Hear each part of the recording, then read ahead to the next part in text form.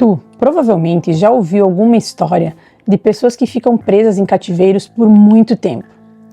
Na verdade, aqui no canal mesmo, a gente já contou uma história de uma menina que ficou vivendo com o seu sequestrador por quase 8 anos. Mas o que pensar de uma mãe que tranca a própria filha em um quarto escuro por mais de 2 décadas? Seja bem-vindo à Noite Misteriosa. Eu sou a Paty e é um prazer estar aqui mais uma vez para te contar uma história. Hoje eu vou te falar sobre a vida de Blanche Monnier, uma menina que sofria de depressão, mas foi diagnosticada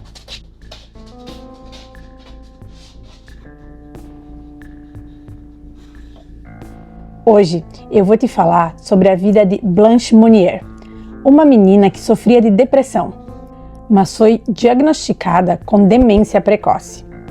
Sua mãe, com vergonha de ter uma filha considerada louca, optou por afastá-la gradativamente de todas as pessoas, até que Blanche caísse totalmente no esquecimento.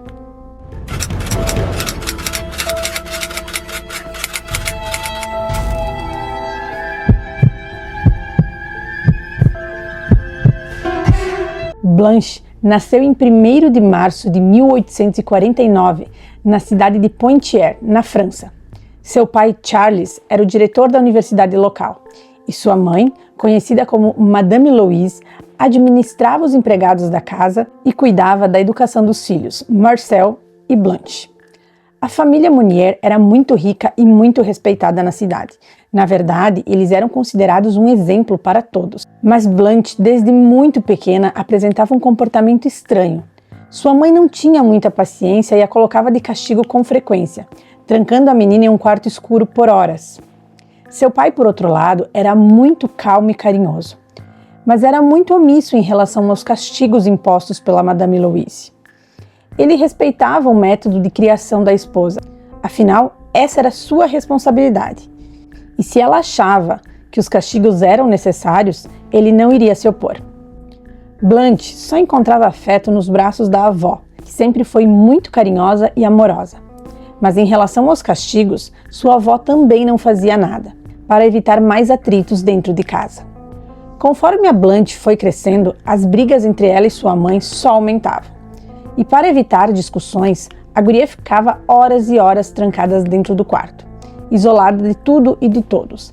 Ela evitava sair até para comer, e isso fez com que a Blanche desenvolvesse os primeiros sintomas de anorexia. Ela também tinha algumas crises histéricas. Muitas vezes, seus gritos podiam ser ouvidos da rua, o que deixava a sua mãe muito irritada e com muita vergonha. Pois, como eu já disse antes, a família Monnier era conhecida e respeitada na cidade inteira. Blanche estava decidida a se isolar em um convento. Dessa forma, ela poderia sair de casa, viver longe dos abusos da mãe e ainda deixaria de ser uma vergonha. Afinal, ninguém se envergonharia de ter uma freira na família. Blanche procurou o convento e foi até lá na esperança de entrar na ordem religiosa. Expressou todo o seu desejo de permanecer ali e servir a Deus. Porém, o seu pedido foi negado. A Madre Superiora disse que naquele momento a garota não poderia entrar para o convento devido à sua aparência. Isso mesmo. A Madre observou que Blanche era muito magra e muito pálida. Ela não aparentava ser saudável e isso não traria uma boa imagem para o convento, principalmente se tratando de uma jovem tão rica, de uma família tão abastada e respeitável. A madre disse que Blanche deveria voltar para casa, pensar melhor. Se ela realmente quisesse entrar para a ordem, deveria engordar um pouco e tomar um pouco mais de sol, e depois voltar até o convento para ter uma nova entrevista. Mas para Blanche, esse foi mais um motivo para se isolar. Ela ficou depressiva e comia menos a cada dia.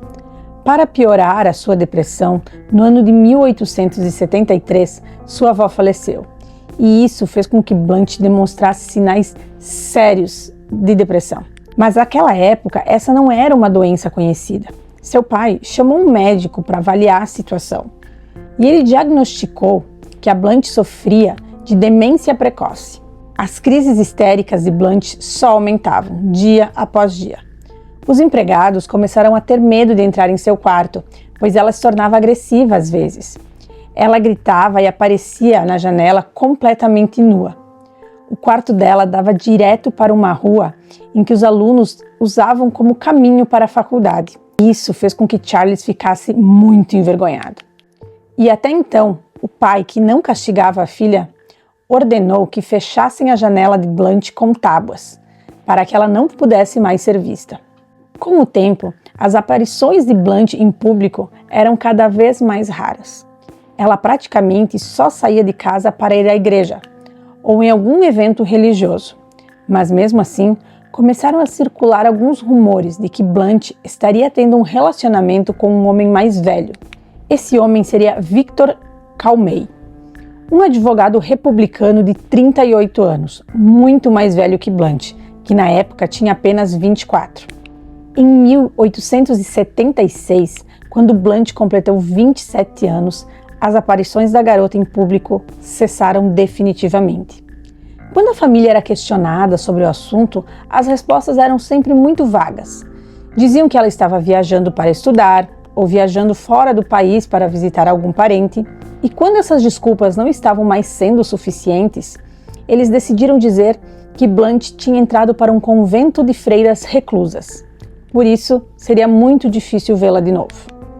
Mas, na verdade, depois dos rumores do tal caso de Victor com Blanche, Louise trancou a filha em casa, proibindo até de sair do quarto por muitos dias. 6 anos depois, Charles faleceu. Quando Blanche tentou sair de casa para ir ao funeral, a sua mãe decidiu trancá-la definitivamente no quarto, porque se ela fosse vista, a sua mentira iria saltar aos olhos da população. Na mansão, só havia uma pessoa que se preocupava com o bem-estar de Blanche. Era uma das empregadas, que se chamava Mary. A Mary tentava cuidar da Blanche, levando comida, ajudando ela a tomar banho, trocando as suas roupas, mas muitas vezes ela tinha até que insistir com a Madame Louise para que pudesse trocar as roupas de cama por roupas limpas e deixar a menina tomar banho. Em 1896, Blanche, que já estava trancada no quarto há 20 anos, teve mais uma perda. Mary, a empregada da casa, faleceu e o cuidado da garota praticamente deixou de existir. Louise não mandava os empregados levarem comida para Blanche todos os dias. Nunca mais permitiu que trocassem suas roupas de cama, e a garota já não podia nem tomar banho. Um dia, desesperada e com muita sede, Blanche começou a bater na porta do quarto, implorando por água. Louise, com medo de que algum vizinho pudesse ouvir os gritos, ordenou que um dos empregados amarrasse Blanche na cama e amordaçasse a menina. 2 dias depois, a mordaça foi retirada, mas só com a promessa de que Blanche não gritaria mais. Louise nunca mais desamarrou a filha da cama. Praticamente parou de alimentá-la. Blanche não podia sequer sair da cama para ocupar o banheiro, o que obrigava a defecar e urinar no mesmo colchão em que dormia e onde raramente se alimentava. O quarto era cheio de baratas e outros insetos que eram atraídos pela sujeira e pelo mau cheiro. Sinceramente, eu não sei como a Blanche conseguiu ficar viva por todo esse tempo. E eu fico aqui me perguntando como é que ninguém teve coragem de denunciar a Louise. Será que os empregados tinham medo dela? Será que o filho dela concordava com isso? Ou será que ele também tinha medo da mãe? Ou quem sabe até a Louise calasse a boca dos funcionários com dinheiro. Isso a gente nunca vai saber. Mas essa história veio à tona em 1901, quando o procurador-geral de Poitiers recebeu uma carta anônima que falava sobre a maneira cruel e desumana que uma mulher estava vivendo há 25 anos. O endereço da mansão da família Mounier estava escrito no final da carta. Imediatamente, o procurador enviou 3 policiais até o endereço. Quando a polícia chegou na casa, começou um interrogatório com todos os empregados e depois com Louise. Marcel morava na casa em frente e, quando viu uma movimentação estranha na casa de sua mãe, foi até lá para ver o que estava acontecendo. Quando Marcel viu os policiais na casa da mãe, teve certeza que aquele seria o dia em que sua irmã finalmente seria libertada. Depois de ouvir todos que estavam na casa, um policial pediu se poderia revistar a casa. Louise disse que sim, desde que uma das empregadas pudesse acompanhar. pois a casa era muito grande e o policial poderia se confundir com o número de cômodos. E para evitar que o policial perdesse seu tempo revisando o mesmo cômodo 2 vezes, seria melhor que essa empregada o acompanhasse. O policial, é claro, aceitou, mas ao subir no 2º andar da casa, o policial sentiu um cheiro horrível que vinha de um dos quartos.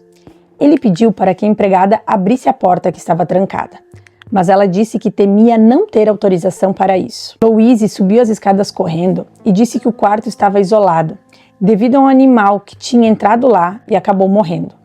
Por isso, o cheiro de podre. Ela disse que assim que os policiais se retirassem da casa, os empregados iriam fazer uma limpeza no quarto. O policial insistiu que a porta fosse aberta, mas Louise se negou a dar a chave. O policial, então, arrombou a porta, pois não estava acreditando em nenhuma das palavras de Louise.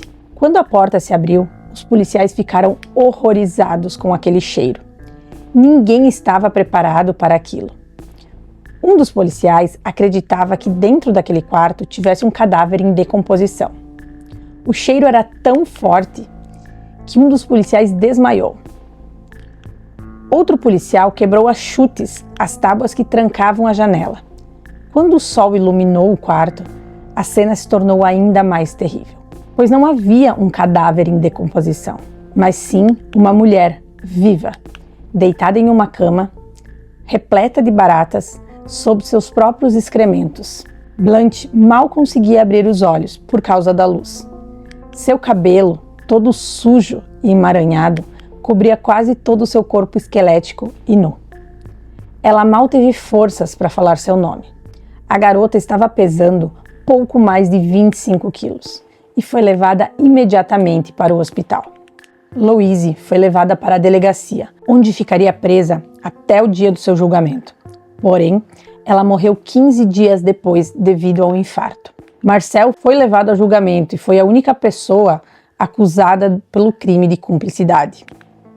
O escândalo começou a circular pela cidade. Muitas pessoas que tinham trabalhado na casa contavam suas versões da história. Alguns diziam que Louise não aceitou o casamento da filha com Victor porque ele era pobre e mais velho, mas principalmente porque a família Mounier era extremamente monarquista e Victor era republicano. Uma das empregadas afirmava que Blanche engravidou de Victor e Louise teria trancado a filha no quarto até que desse à luz.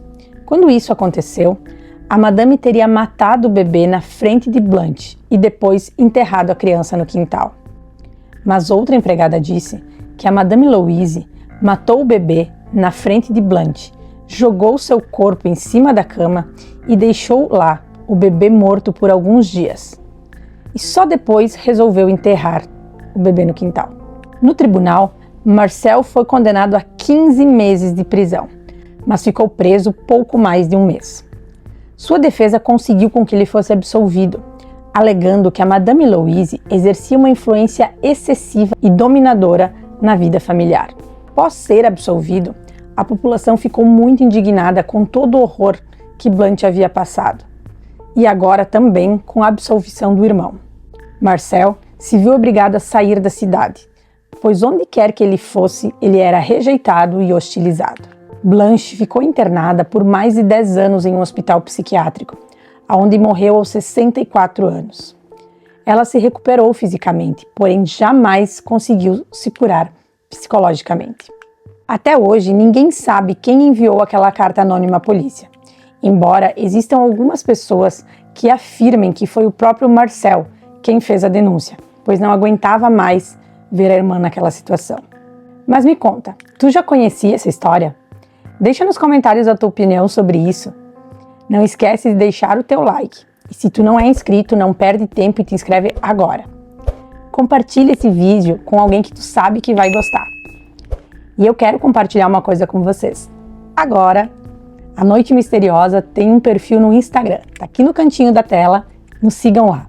Vai ter conteúdo quase todos os dias e vamos estar interagindo com vocês o máximo possível. Vai vir muita novidade para vocês pro ano que vem, vocês vão curtir. Gurizada, um abraço tri apertado e até o próximo vídeo.